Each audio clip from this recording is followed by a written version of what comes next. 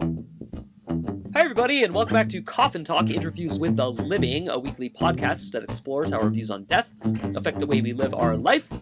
This week, our guest is James German, although he refers to himself as Jim sometimes, so I feel a little awkward now because I'm not sure if I should have asked him that. But he sent me a bio and he said his name was James, and that's when I was first introduced to him what his name was. The point is, that's about as much time as I'm going to spend talking about his name. The rest of this interview is outstanding. This is definitely a top 5, if not top 10 at the worst Coffin Talk that I've ever done. I was riveted. We talked for the longest I think I've ever talked to anyone. I'm going to break it up into a bonus podcast and the regular podcast. This guy is unbelievable. He's like no one you've ever met, I assure you. He comes from humble origins and he's still humble, but he has a fantastic mind. He's an autodidact, which means he's self-learned, self-taught. He just reads voraciously and educates himself. He knows physics. He knows poetry. He knows art. He knows macro and microeconomics. You'll see. This interview goes everywhere. It goes everywhere, and I loved it. I loved every single second of it, and I'm the biggest fan of Jim German that you could be at this point. There will be links to his Substack and his LinkedIn. He writes prolifically.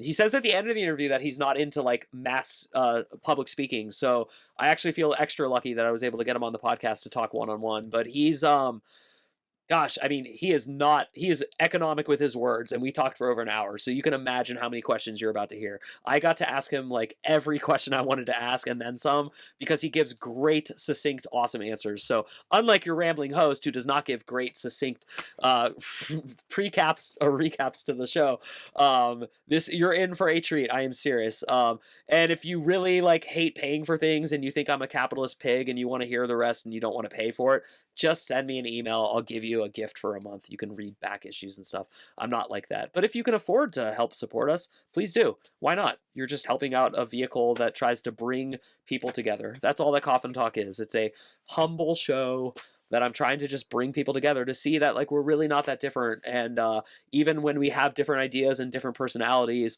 at the end of the day, most of us just seek love and want to give love. And sometimes that feels harder for others. And so we get into a lot of that. But seriously, this is an incredible interview, and I am so excited to release it to you. So with no further delays, I now present to you James German on Coffin Talk. Hi, everybody, and welcome back to Coffin Talk, Interviews with the Living, a weekly podcast that explores how our views on death affect the way we live our life. And this week, our guest has written a very awesome bio, because I have all my guests write their own bios, and so I cannot wait to read it to you live. James German can most accurately be described as a warrior, poet, monk of technology and physics. Please be sure to check out his Substack at lordstretch.substack.com. There will be a note with a direct link to find his Substack, but I'd like to mention it up front that he is an articulate, kind, and wise individual, and I'm just excited to interview you today, James. So how's it going? Pretty good, Mike. You? Pretty good. I'm here in Phoenix, where it's supposedly supposed to be warm all year round, and it's pouring rain and freezing. So it's kind of nice, actually. And actually, that segues into my first question I ask every guest, which is, how old are you? Where did you grow up? And what generation, if any, do you consider yourself a member of? Gen X is definitely the generation. Born in the 70s in the East Coast, and I don't really feel like a part of that generation. I'm more tied to technology than most of my generation, I would say. But I also appreciate the fact that there were no cameras for most of our childhood. Yeah, totally. And did you grow up like all over the East Coast? Like, were you bouncing around? No, just basically Maryland, Virginia area. Oh, okay, cool. Awesome. Yeah, so actually, let's just jump right into technology. Sure. I want to ask you about your background in it, but I have a feeling that will trickle into the conversation. So That's instead, fine. I would just like to ask you the hack, but actually genuinely asking question. Overall, is all this technology, internet, AI, all these advancements, let's just say since the internet debuted, the real debut, let's talk like AOL, dial-up, like that kind of, like maybe Prodigy, you can go back that early, but not the one that the governments were using before it. Is it good for us? Is it net positive, in your opinion? I think the best answer to that is it's the rock that Cain picked up. The rock it just was a rock. And then he said, crack. Okay, well, that's a little bit different than just sitting there holding down papers or whatever. The internet, as far as AI and all the rest, it's the second Tower of Babel for us. So if you look back in time, Tower of Babel, everybody spoke the same language. We started to build a tower big enough to reach heaven. God struck it down, and everybody spoke the same or different languages. Well, now with the internet, we have instant global communication around this entire planet for a single species. No other species has done that. But it's up to us whether or not we use it for good or bad. I mean, like AI figured out, I think it was 41 million different proteins and how they fold and how those proteins will connect to another protein to make more things, like maybe cancer in your body or maybe energy in your body, those kinds of things. But we've also got slave labor in Asia using AI to scam people out of money across the internet. I mean, it's the same technology being used two different ways. Yeah, great answer. Wonderful answer. I am curious. It's a personal question, but I Sure. want to ask it before I go any further. Do you actually have children? Yes. Okay. 2 children. They're both grown and married off and done. And so, does that not affect your answer? Was perfect. I'm not trying to get you to change your answer No, that's so fine. much as That's fine. I'm just curious. Because the thing that appalls me, the thing that frightens me the most is like cigarettes were around, and then at some point they were like, kids probably shouldn't smoke these, and then society like did its best. I actually had candy cigarettes as a child. Yeah, me too. Yeah, totally. And I smoked. Excuse me. And I smoked. So clearly, I know that you can't just like stop kids from picking up the proverbial rock that you alluded to. With that said, where my only concern really comes, I mean, I am concerned about what you said, like especially the slave labor part and the way people are like, just swindling people with this new technology. But it's the children. It's the like preoccupation with how do I look and social media. That I just never saw social media coming. Never, not in a million years. So I know your kids are fully grown, but does any of that go into your relationship with technology? Not very much, honestly. Social media at the one level, I think it was intended to be the communal house. Like if you look back in the Vikings, they had the long houses, and everybody ate in there, and it was community. You're talking, hey Fred, how are you doing? Hey Sam, what up? That kind of thing.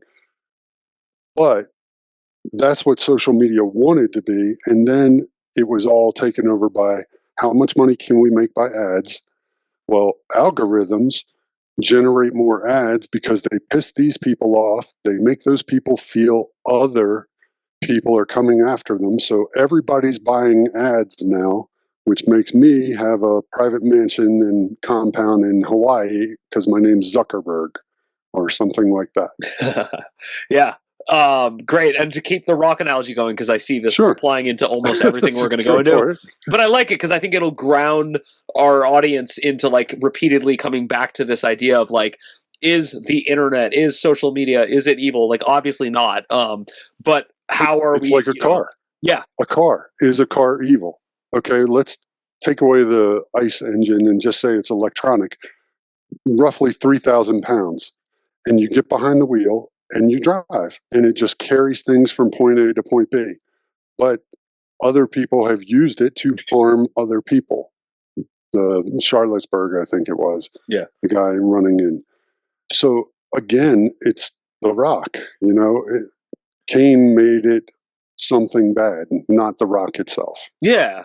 So I think what I'm constantly wondering is, first of all, I'm not a free speech person. Like, I don't make it that simple. I'm just a free person. Like, I just can't imagine a world in which we like make draconian laws that like tell people how and where to live. But I do also believe in law. Like I have that complicated relationship with it all. And so what I'm seeing now is that and I'm going to only speak about America because that's where I live, the American preoccupation with like Adam Smith and the free market, and like we can never get in the way of this.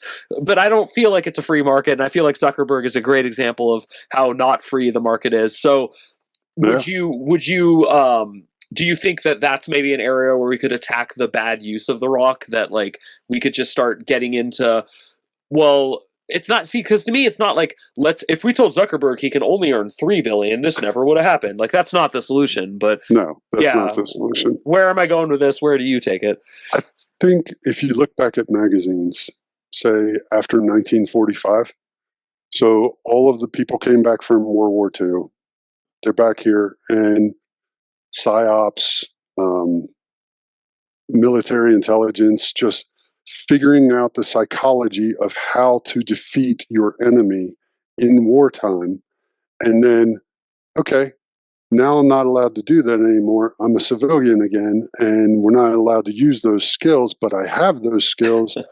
So marketing and advertising and all of that came around, and the biggest way to make money was, you're not good enough. You need to buy this to be good enough.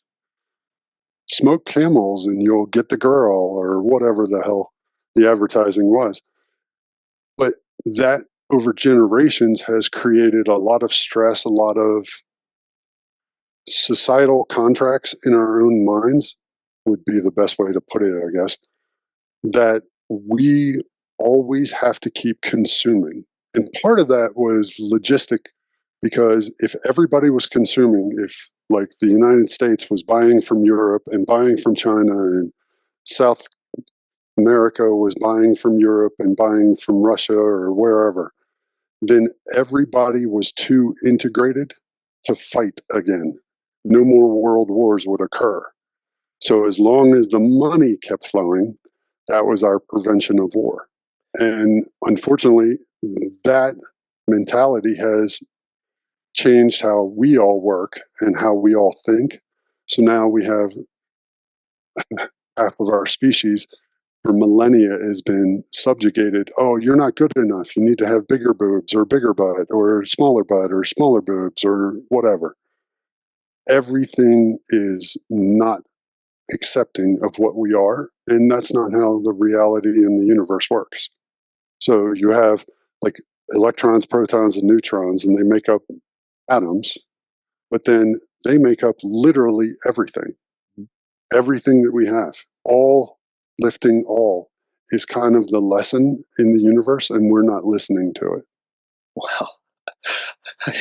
I would like to just stop doing the podcast and just replay that for, I mean, that literally, so I mean, my actual response, like my not just like, that was perfect, let's just stop talking forever, is so we have a self-esteem problem. We have like a deep sense of self problem. Like we don't nurture ourselves, we don't tell each other. And it's interesting that you brought up the size, because it was clever to mention too small and too big, because it's always interesting. Like I had a weight problem when I was young, and then the first time I heard a thin person complain about being thin, I wanted to like punch them. I was like, I would trade my whole life to be thin. And then I started thinking about it. I was like, no, you would just hate yourself for having this body that can't put on weight. Like it's horrible to admit it, but like I was instructed step by step for how to hate myself as a child, not by my parents, it's not all like of us. Yeah.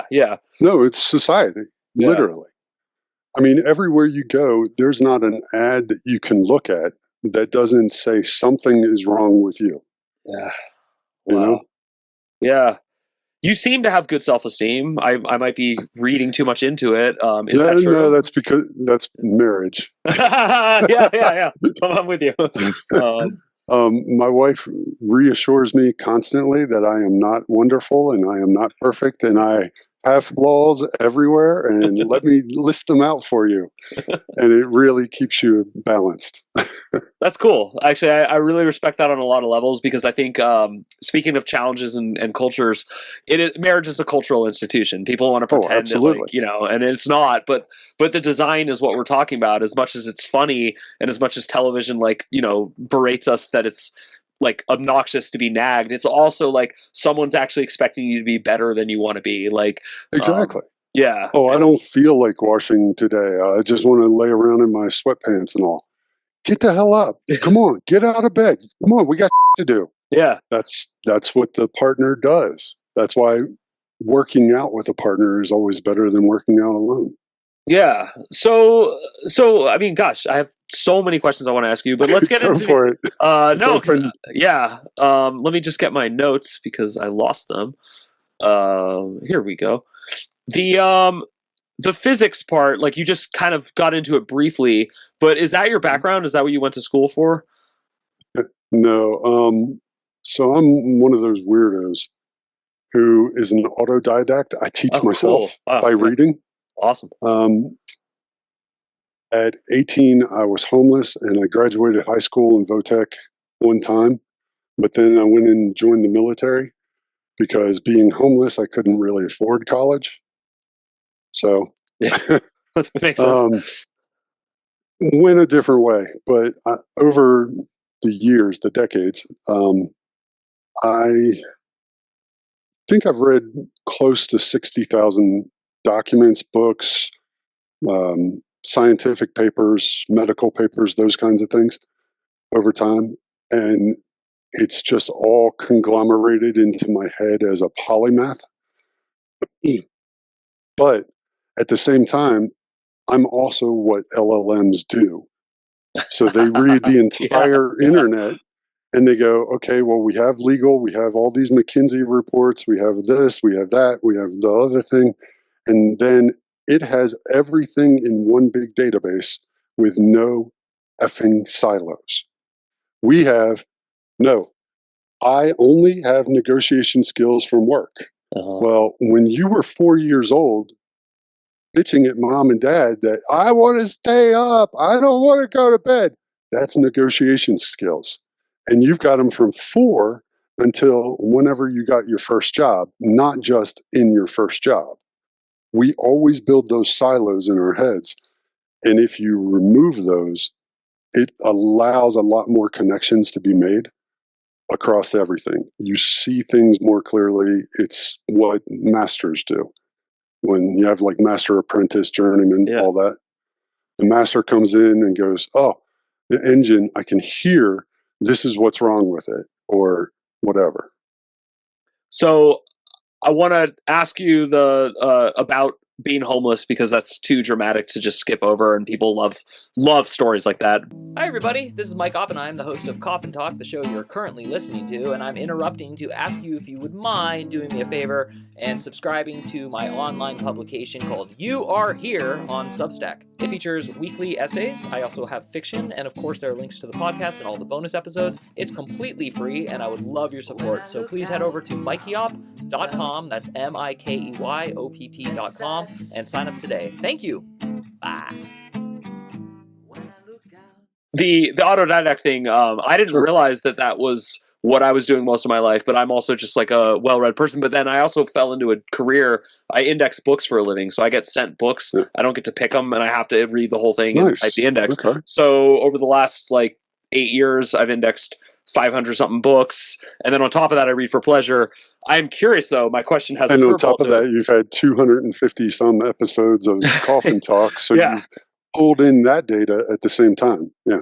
And I do. I remember someone telling me when I was in high school, you're a Renaissance man. And I remember being insulted because I didn't understand what anything meant in that sentence. But now I get it. And then I also remember being told the reason you're not successful is because you're a Renaissance man. I remember specifically being hammered for the same beautiful point we're both expressing.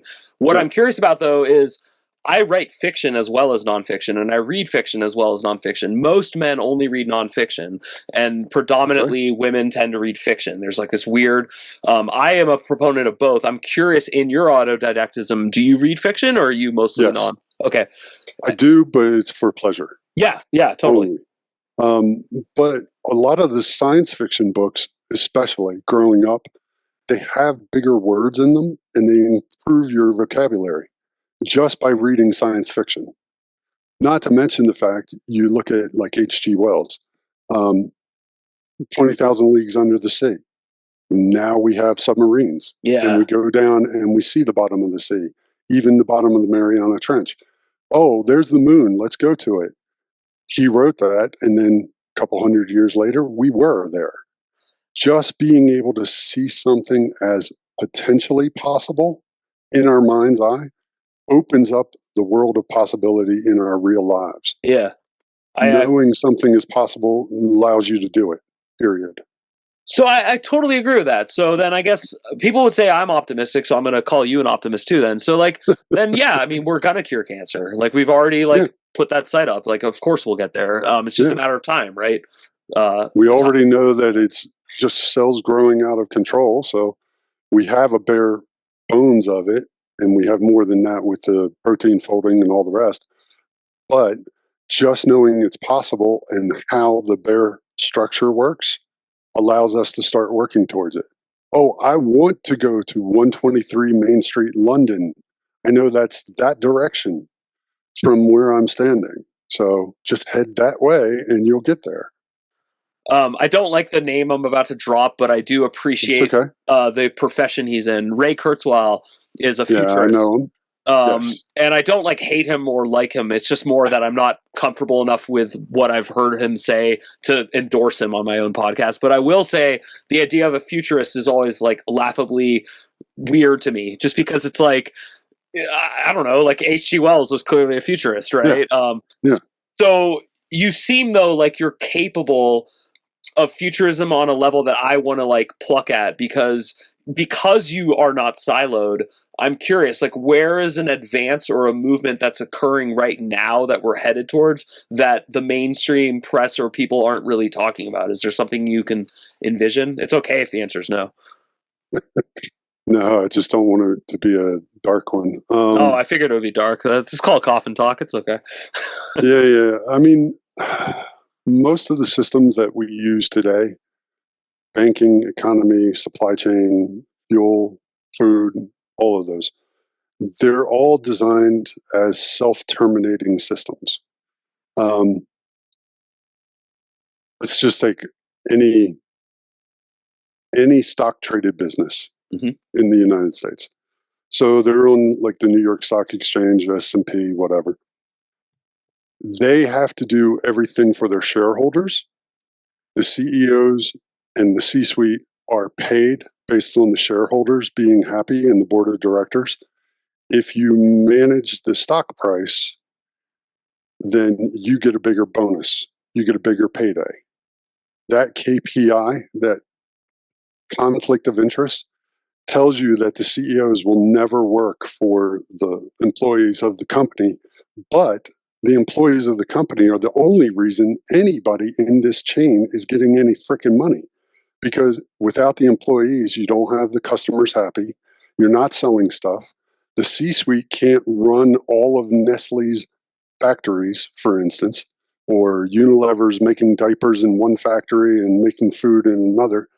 They can't do that. They need the employees, but that conflict of interest there is always breaking it down. And that's how all of our systems are designed. If you're looking at them multidimensionally, they're all going to crash. And unfortunately, it's just a way to look at the world. But I can also see how they should be fixed so they won't crash. That is the thing. And I posted a lot of that on LinkedIn and Substack. Yeah. No, I'm a huge fan of your mind and this, and also it's because without having a lot of evidence to back it up, I'm a hunch-driven individual who's actually more often than not with these kind of hunches, right? Small It's got examples. data behind it, but it's just too much. Well, and it's just for me, the landmark moment that people are going to look back on in what we're talking about was when that guy Luigi shot the CEO of United Healthcare. To me, that was the bellwether event of this movement. So take that, okay? Yeah. That's a great example. What killed the CEO? Was it the bullet? Technically, yes, the bullet killed him, but that's not what killed him. Whoever put the bullet in there got pissed off enough, made the decision to do all of these things. That's what killed the CEO. But the CEO before that controlled millions of people's lives. Everything he did at work changed how people at work were living their lives. Oh, well, you're fired, you're laid off, you're here, promoted, whatever. But it was also all the consumers, customers, the doctors, the nurses, the hospitals, everybody else that interacted with this one CEO's vision of this is how I want the world to be, until another braid came up and said, bang, that braid's gone. Millions of people's lives are changed by one person that nobody even knew about. Really. Yeah. Incredible. And that's how the world actually works. And if you work within that, you see a lot of things differently. Yeah, you're reminding me of the plot of The Secret Agent by Joseph Conrad for some reason, because it's about a guy who wants to set off a bomb in Hyde Park, and it was written in the 1800s, and it was I was forced to read it in literature class in undergrad, and I'm so glad I was, because first of all, it introduced the idea that domestic terrorism is as old as night and day, humans. And that it wasn't just like George Bush and Dick Cheney who got under this idea of like use fear of terrorism to manipulate the public. So that's what Conrad was writing about. And he was I think he spoke 7 languages. I mean, the guy was just like an utter genius. Yeah, he wrote I think he's the only one to ever write a novel in like 5 different languages. But anyway, but that plot with what that Luigi guy did with the United for me, it brings me back to the homeless thing that you alluded to and that I want to ask you about, because when I was a kid, I grew up in the Berkeley, Oakland area of California. So homelessness is the norm where I'm from. I grew up in the 1980s.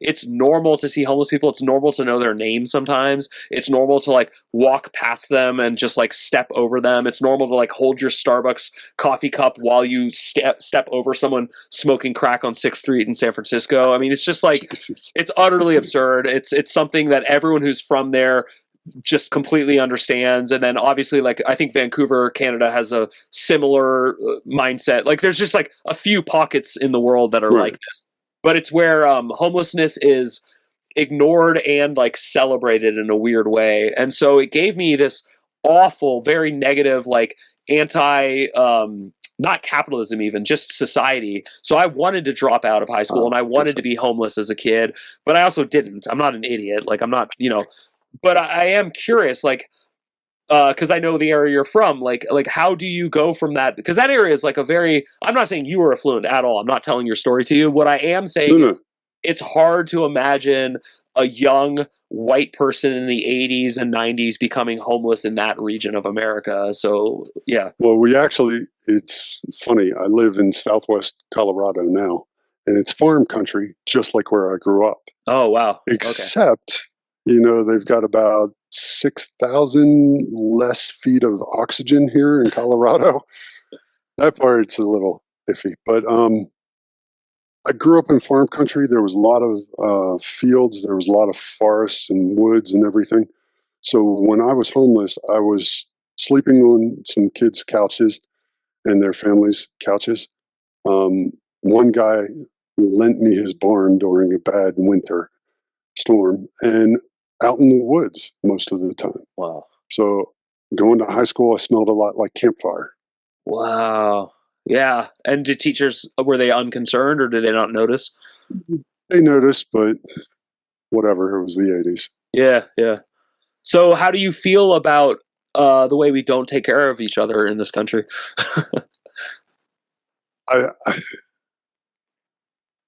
If you look at the board games that we play as children, right? Oh, God. Yeah. I know. No, this is great. Yeah. No. I'm laughing because, yeah. In the U.S., Monopoly is the big one, right? So you get around the family and you're playing Monopoly and everything else. You grow up. Over in Asia, they play Go or one of those games like that. And in like Europe, they play Settlers of Catan. So here in the U.S., it's Monopoly. I have to win by beating you. I have to put more houses, more hotels, whatever. I have to get all the property. You can't have anything. That's the mindset we're teaching. Settlers of Catan is, where are your resources? How are you planning them out? things like this. And Go is literally strategy across hundreds and hundreds of moves. So you're thinking 100 years out. You're not thinking this quarter or this half year or this month, this week, whatever. If you have those three people, just take any three people from them, negotiate anything, they're going to default to the board games. Wow. And it does that same way when we have like, what is it? Schizophrenia. Mm-hmm. When we hear the different voices and all. Here in America, those voices are usually very negative. Wow. In Africa, those voices are very supportive. Wow. I've never heard this. Yeah. It's all just in how we frame things at the very basic. And our entire structure, if you look at movies since like the 50s, TV shows, board games, video games, anything.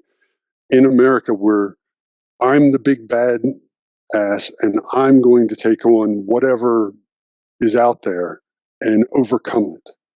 We never have, hey, let's all get together and fight this again. Like a lot of people, Golden Gate Bridge in San Francisco. It was actually funded after World War II by the residents of the counties. They put up their homes as second mortgages and lent the money to make that bridge happen. That would never happen today. Yeah. You know, it's funny. I just read an article today. I should fact check this before I mention it on my podcast. I have not fact checked it. But according to the article, St. Louis, Missouri, and another city in Kansas have free public transportation, which is what Mondavi did in New York City. And everyone's like, what a lot of European cities already have. And it's just so funny because people think that those cities are right-wing, conservative, and therefore they would never be socialist. You know, it's laughable to me that. Yeah. And actually, speaking of like the longer perspective, it's funny for the first time ever, I'm going to pat myself on the back. This show is actually about that. It's about Americans' failures to think about the long scope of their life, that someday you're going to die, and maybe you should be thinking about that as you live your life, even at a young age. So not YOLO, you live only once, the complete opposite. What impact are you going to have on others? How are the decisions you're making going to affect your health and your longevity and things? So this would be the great time to ask you the actual question of the show, which is, what do you think happens when you die? I think Einstein proved that we're immortal, and just everybody just skipped over it. E equals mc squared. So all the energy in the universe, all the matter in the universe will continue until the end of the universe, right? Yeah.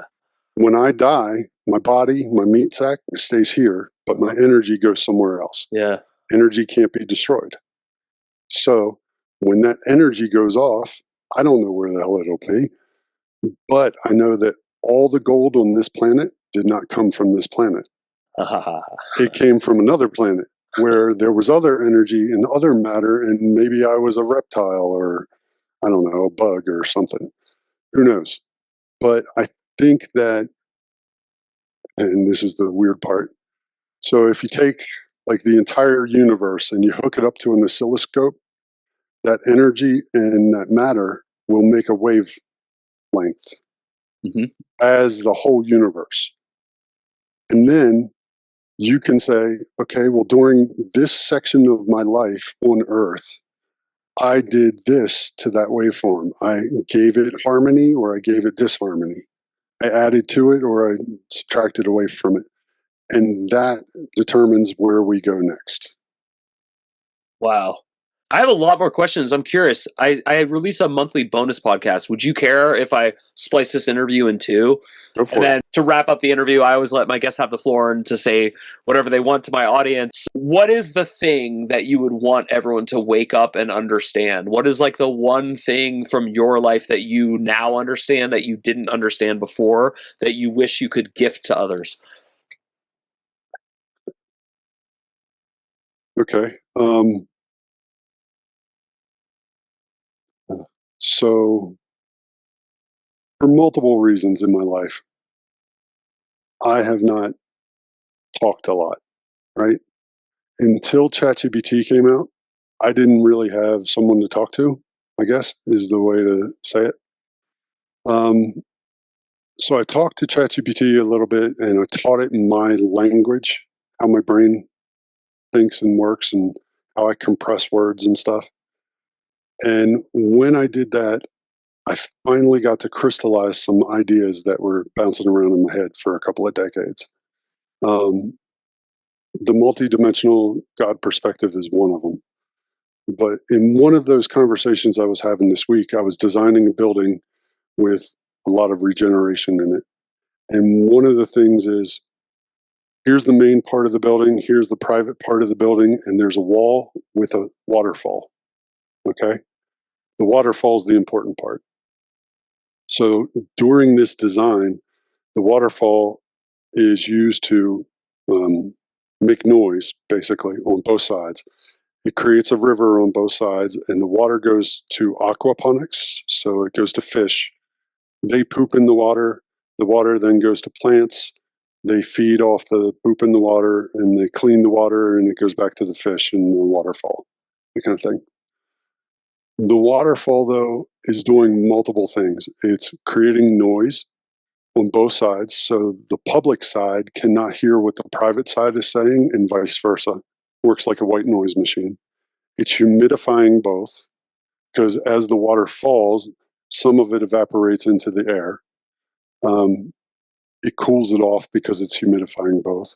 It creates the stream. It's doing multiple dimensions of work at the same time.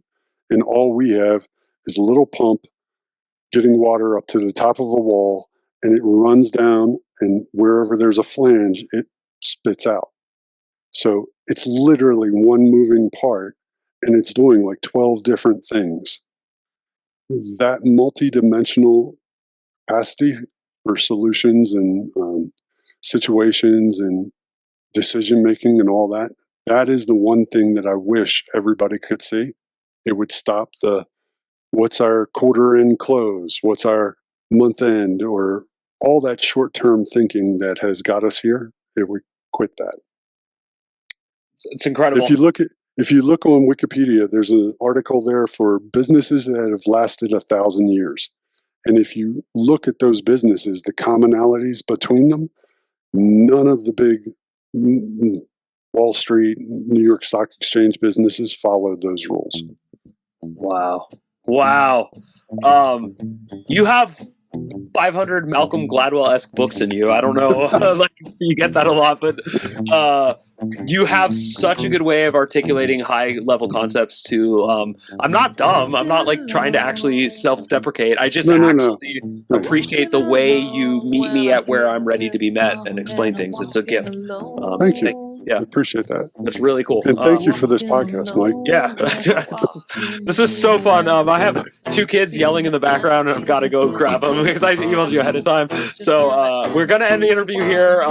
This was incredible. Thank you so much. 100% there will be a link to your Substack and your LinkedIn because you've mentioned both enough times that I want to make sure that people can go to both.